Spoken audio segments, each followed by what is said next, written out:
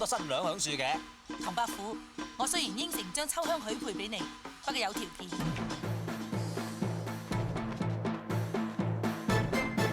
個秋香自斬鏡啊！邊個啊？邊個係啊？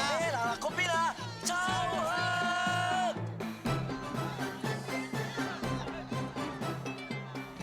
咦，小姐拜神。好嘅，拜得神多，自有神庇佑。我嚟。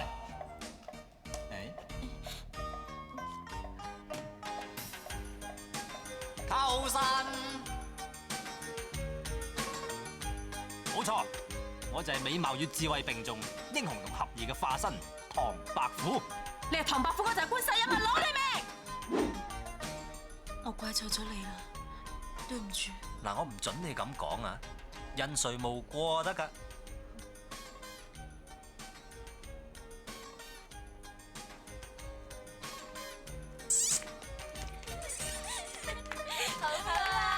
不准使用任何物件接觸準新娘之身體或衣物。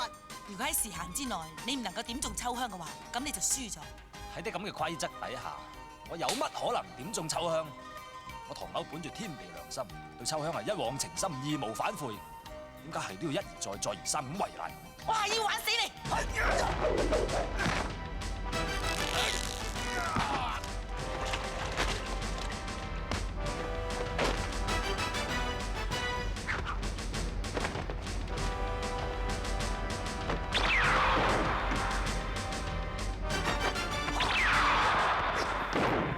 秋香姐，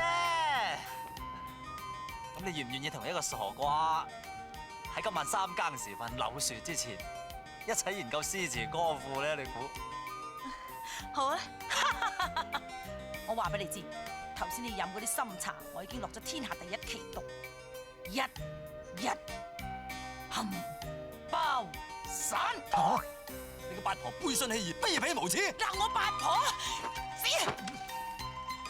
仆街！哎呀！好，我唐某今日就使出生平所學，誓要點到秋香為之。